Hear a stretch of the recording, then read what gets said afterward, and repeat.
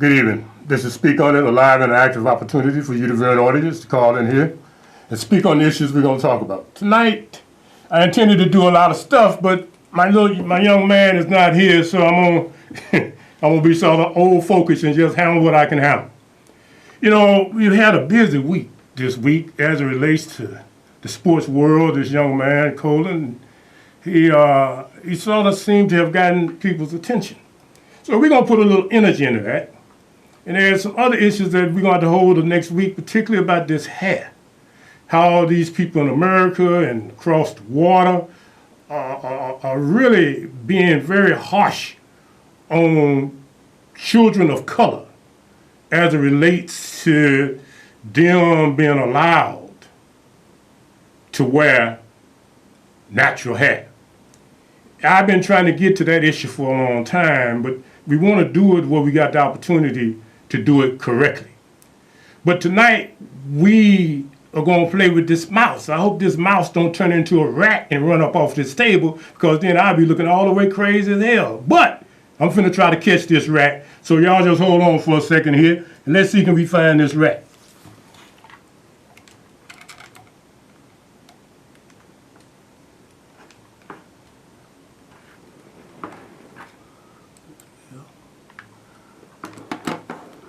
You see? Oh.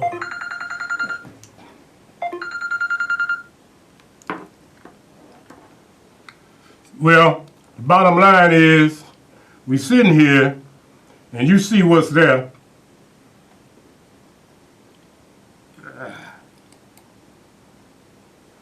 Well, obviously, you see it, but we don't hear it. What's happening is that we had to question, is the anthem racist? And thank you. It looks like I'm getting rescued. I'm so thankful. Now, the issue is, yes. That's it. Now, when you ready to stop it, just hit the button right there. On August 26th, San Francisco 49ers quarterback Colin Kaepernick refused to stand for the National Anthem before playing the Green Bay Packers. When asked why, Kaepernick didn't hold back. There's a lot of things that need to change. One specifically is police brutality. There's people being murdered unjustly and not being held accountable. Cops are getting paid leave for killing people. The condemnations were swift. You gotta respect the flag, and you gotta stand up with your teammates. It's bigger than just, you have to show some respect. Especially in this position that we're in, where we're playing a game for a living, and it's almost like disrespectful to, you see all these pictures of these veterans that have no legs and they're standing up in a wheelchair. But his own team management affirmed his right to free expression, aka the First Amendment. And the controversy isn't the first time a black athlete has refused to stand for the national anthem. Take, for example, the Denver Nuggets Mahmoud Abdul-Rauf. During the 1995-96 season, he refused to stand up for the anthem, calling it a symbol of oppression and tyranny. And that pretty much destroyed the career of one of the NBA's best free throw shooters. So we gotta ask, is the anthem itself actually racist? Yeah, actually, it gets pretty damn racist. Check out the third stanza. It's the part you never hear.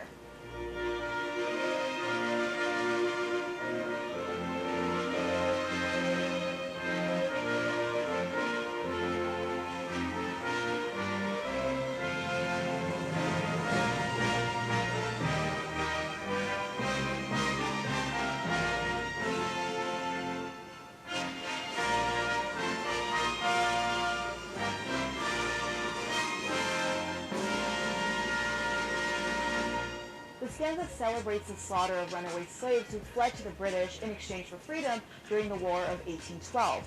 It's also worth noting that Francis Scott Key wrote the song in 1814, and it was only in 1931 that it became the national anthem, meaning the anthem isn't the bedrock of this country, like Kaepernick's constitutional right to free speech. And it also still remains to be seen what Kaepernick will do next to build on his actions. So for a country that's seeing people demand not only civil rights, but the dismantling of white supremacy, is it time to rethink the national anthem?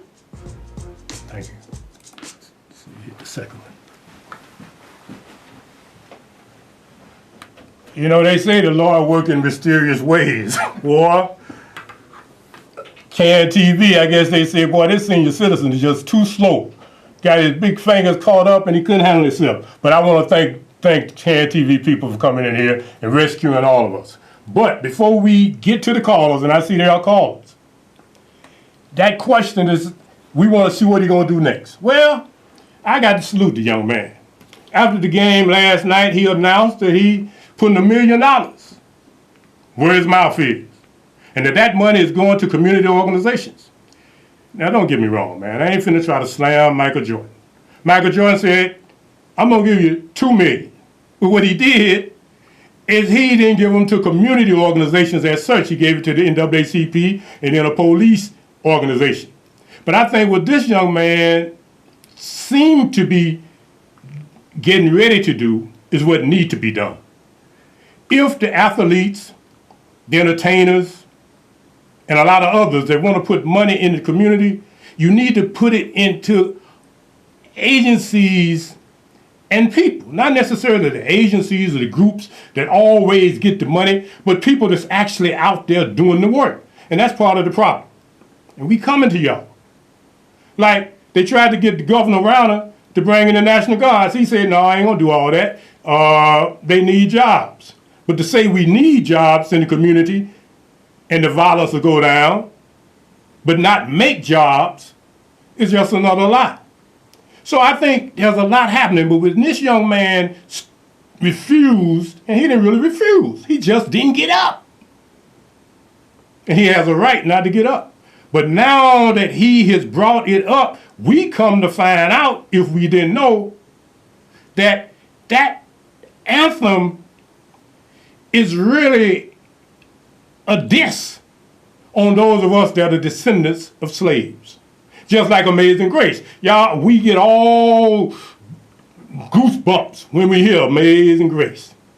Boy, we get real close to Jesus when we hear Amazing Grace, including me. But when you check the history from which that song was written, then you see, oh my goodness, we are getting goosebumps. We are excited over things that we feel, but we know nothing about. Caller, speak on it. Good evening, Dr. Malik. I hope you're doing well. Fine, thank I did a little bit of research, and right now he's taking the heat, where a lot of other former athletes have took the heat as well. Remember Muhammad Ali, when he took a lot of heat, said, hey, I'm not going to join the armed services. He could have had it easy, but he decided not to. And later on, they found out he took the right position. Let's go back a little bit further than that. The 1968 Olympics game, when a person by the name, I can't think of Tommy Smith, stood on top of the podium and clenched his fist because what was going on in this country.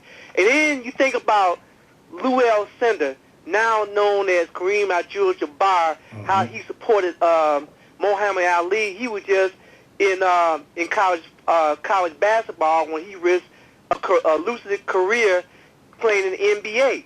And they telling this guy right now, well, you're making all this money, so shut your mouth up. So the slave owner telling you, that's like what they're trying to tell him. Look, you're making this money, so shut your mouth up and go along with what we telling you. And that's the way I look at it right now. But you have the right to protest, but they're telling him, no, you making the money, so shut up. And it wasn't too long ago we was talking about the White House who built it.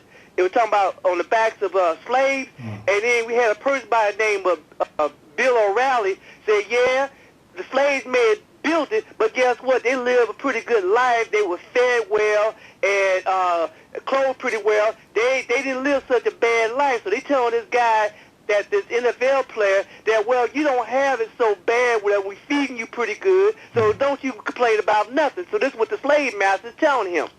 Well, I'm looking at it. Well, I hear you, and I had seen some things where they say he might get cut, woo-woo, but I read something this morning that said that the team management saying he has a right to express himself under the freedom of speech.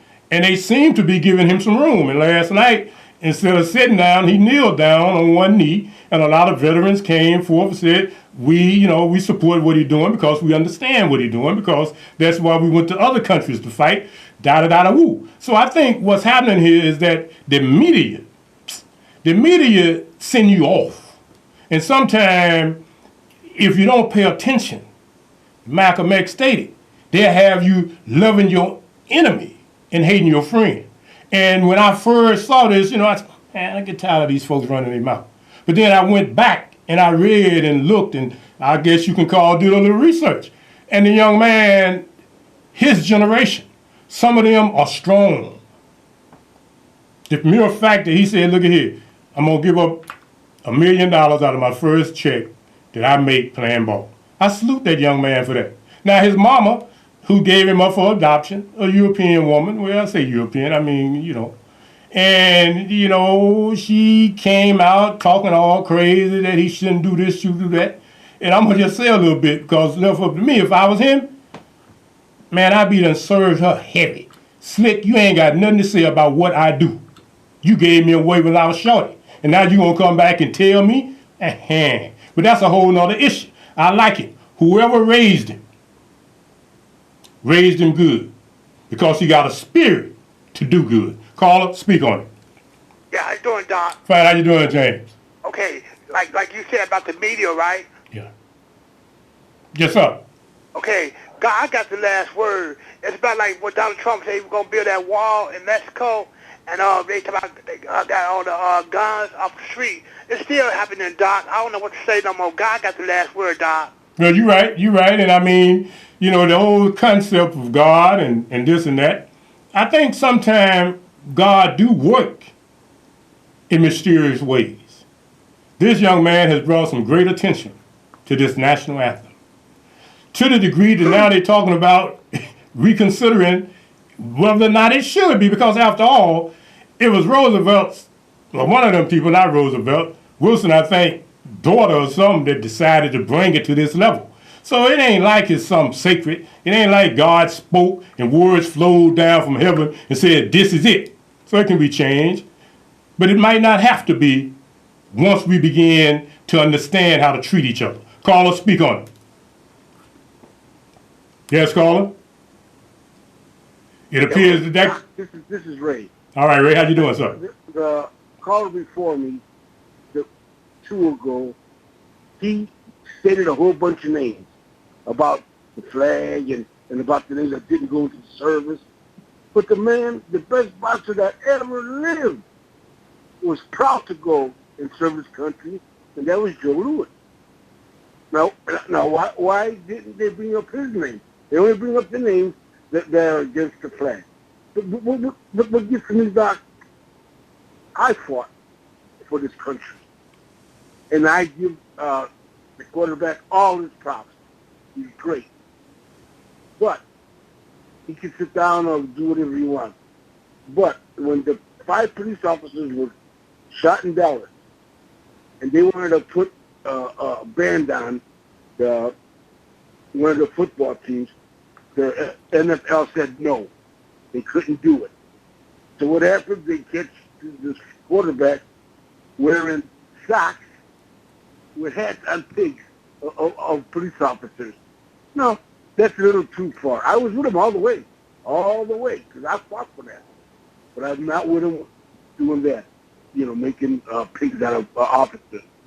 If that's what they want, the next time you get in trouble, no problem. Go to one of these gangs, and that's one of them gangbangers, if they'll help you. Thank you, Doc. I really appreciate your time. Oh, yes, sir, Brother Ray. I appreciate you calling. Now, I think that's part of one of the reasons the young man spoke on that, and the police in San Francisco, they wanted him to apologize to the police department. Now, I didn't read nothing about him calling them that type of word, but, I think that street runs 2 ways. If the police want him to apologize for saying that they are brutalizing people, executing people, and he telling the truth, then the police need to apologize for murdering people that shouldn't be murdered. The police should apologize for being racist when they deal with certain communities. And in San Francisco, they even had some emails and other records that showed just to what extent how racist those policemen are. So this thing touching the nerve. But the truth of the matter, had not the young man had the courage to do him, we wouldn't be talking about it. So, you know, we gonna all have different positions. I'm a vet too. And I salute the fact that he has a right to do that. Because even in the military, and a lot of times in my life, man, I done had a hard time trying to figure out what to do when they start playing that song. I've had a hard time. And sometimes I have not saluted. Sometimes I have not put my hand on my heart. But all the time I have stood up. Because I didn't have the nerve he got to sit down and everybody be looking at me like I'm a clown. I wasn't going. So I salute him for going. Caller, speak on it. Yes, Doc. You know what? Totally, Joe was out of pocket there. Joe, it's the media that makes attention. But listen, there's nothing wrong with your opinion. If you think there's something wrong with that, then that's your opinion. But like Doc said, listen, I'm a vet. I didn't sit down at the games that when the national anthem was being told. Listen, we had some great black people, and see, I lived through those eras. I ain't have to do no research. I knew what Elijah Muhammad was doing. I knew what Malcolm X was saying. I knew some great people that said things. But again, the Caucasian people runs the media. They the ones that have the control of what they want to let you hear and how you hear it. They the one that let you see the things that they want you to see instead of seeing the things that you want to see. You'll notice you don't never see everything all the way out. But again, let me tell you, I don't see nothing wrong with that man. The man was not disrespectful. See, again, it's your opinion. It's your opinion. Now, I would definitely applaud that man if the owner or the NFL would have came to him and said, hey, you're being suspended for not doing this, woo, woo, woo, woo, then that could be a really flashback to them. They let that man do what he wanted to do. He didn't say anything wrong. He did not do anything wrong. He did not spit on the flag. He did not. Listen, we got a person that's running for president. Would you want that man to be in office and especially can control the buttons and everything like that? That's the problem. That's what we need to watch out. Don't watch out for this boy. He ain't doing nothing wrong. Hey, Doc, thanks for taking the call. Let me get out there so I can hear you respond. And listen, Doc, it's so good to hear James again. Yes, I'm sir. glad to hear James. I love to hear James. Yes, sir. All right, you take care now. Yes, sir. Thanks a lot. Yeah, and I guess another part of that, we see a lot of time, we see pictures of government bodies assembled. A lot of those people, man, be sitting down on their telephone, reading their papers, standing up, talking. So the media brought this to the attention of the public, and some other people spoke, and they just spoke. But I think if we deal with it for what it's worth, the young man is expressing himself and getting a message out, which is a valid message. There are injustices in this society that need to be changed. And he chose this way to bring the attention to it. Caller, speak on it. I guess I want to stir things up again. First of all, not all police are bad. We need, just like they want the community to turn in the rotten apples in our community, won't the police turn in their rotten apples? Let's don't forget, it wasn't too long ago where a picture surfaced where we had some police officers in a picture where they had some antelopes on a guy's head, and I think they stepped on him like he was dead game, like they was hunting him. Let's don't forget in New York City where the police stuck a plunger up somebody's rear end. Let's don't forget there was another case where they shot a guy so many times they shot the soles of his foot off. Let's don't even forget a little while ago where they shot an unarmed teen. This one police officer shot an unarmed teen 16 times, and when they had other police officers went along with the lie and we got the police superintendent right now saying, hey, we need to fire at least 5 of these police officers. All I'm saying is, like they tell the community to turn in their rotten apples, have the police turn in their rotten apples as well. That's all I'm saying. You talking about his socks that he wear got pigs on it? Now we go tit for tat. We got a lot of police officers that got, talking about the police department, they got some skeletons in their closet, still got some meat left on the bone. That's all I'm going to say. And I can appreciate that. I mean, we figured this topic would bring some things out, but I think one of the things we really need to pay attention to, particularly those of us that live in Chicago, the month of August, reportedly there's at least 90 people being killed and a whole bunch of other people shot and da-da-da-da-do. The worst month in 20 years since 1996. Now, all of this is not because of the police, but I would imagine that McCarthy, after getting thrown under the bus by Rahm Emanuel, is sitting somewhere saying, at least when I was there, it wasn't like this. So I think a lot of it's got to do with each individual, whether he's a police officer or just dude in the hood. Everybody got to carry the thing different. If everybody respect each other and everybody do the thing correctly, the police can go home, you can go home, and everything is cool. But when everybody's a clown, then you got a problem. And that's what we got. And that's why young men like Colin here has to get out here and beat the drum. Yes, caller, speak on it. All right, is there a caller? Hey, brother Kofi. I'm glad. Yes, sir. I can hear you. I'm glad, brother Colin is standing up. He's doing a valiant thing. Yes, sir.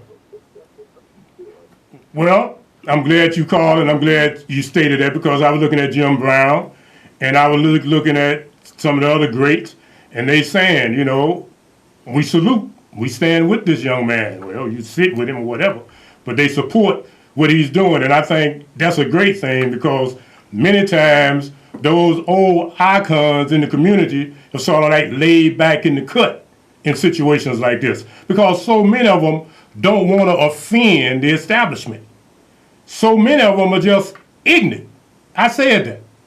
So many of our people are so ignorant that even when they hear and read that this poem that became the anthem was really one of those people that was glad that they had won and had killed and sent slaves to the grave that fought with the British. Now, America was in battle. But they told the slaves that if you join us, we will set you free. But this anthem that they want you to stand up for a salute, put your hand over your heart, and all of that's cool for those that want to do it. But let's not judge everybody else if they have more knowledge than you have. Once again, back to Amazing Grace. We judge people and say it don't matter, but it does matter. A lot of things matter, and what we have to do is begin to understand that just because you refuse to accept more information don't give you the right to condemn those that have some information. And sometimes it's not that you are ignorant once you have been exposed, you're just too honorary to change. And that's your business. You don't want to change, don't change. Are there any other callers there? Well, let me just say this. One of the things that I think has come out of this is that the generation, and most times we don't have a whole lot to say about this Generation X, the Millennium generation, because sometimes they appeared to be thinking that they was entitled. And like you saw in this clip, one of the people was saying, the white boy, he was saying that, he played ball, he getting paid all this money, he ought to go somewhere just sit out and get paid for playing. No, you don't have to get paid for playing. He got a mind. He got a brain. And I'm hoping that the administration and the management of that team, the 49ers, do not get sent off by the media and allow this man to have the career that he has the potential to have. That's what I'm hoping. And I'm hoping that the police is paying attention and all the other people and all of the other issues that he's bringing up. I'm hoping that we all are paying attention and that we all begin to do something positive. Now, you ain't got no $1 million, but give up some. Until next week, we out of here.